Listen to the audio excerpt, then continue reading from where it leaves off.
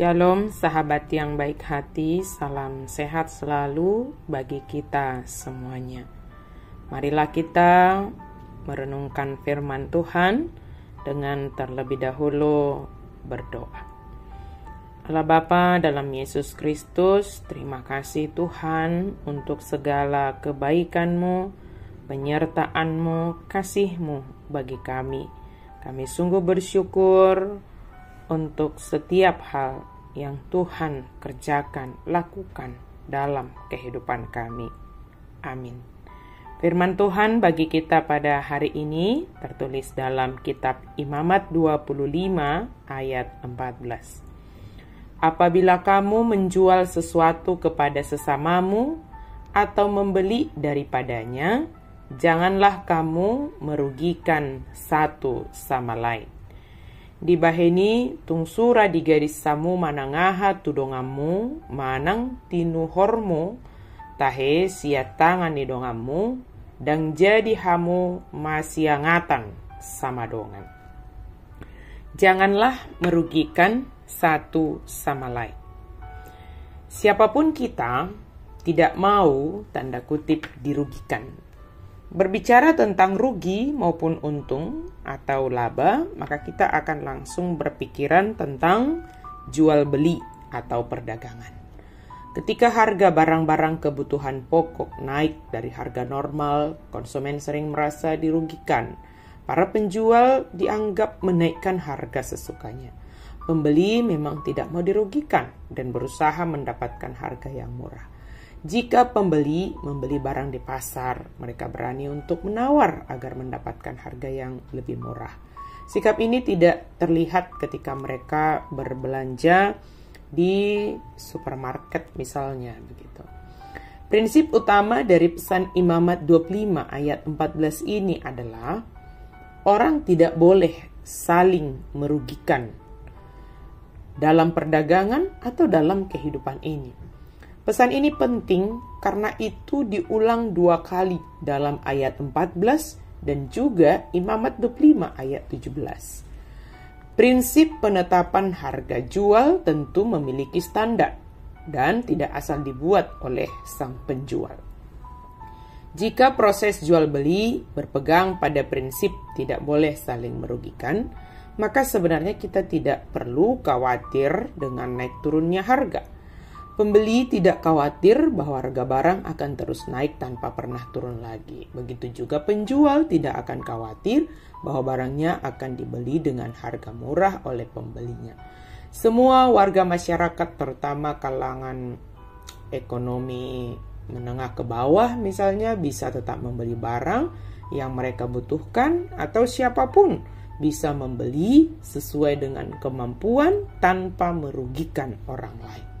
Begitu juga pedagang kecil tidak perlu khawatir dalam soal harga dan pendapatan dengan pedagang yang lebih besar mungkin yang bisa saja menggunakan banyak cara dalam perdagangannya. Dalam ilmu dunia perdagangan atau apapun dalam hidup kita ini, bahwa semua yang kita lakukan harus sebagai pernyataan atau bukti bahwa kita adalah orang yang takut akan Tuhan.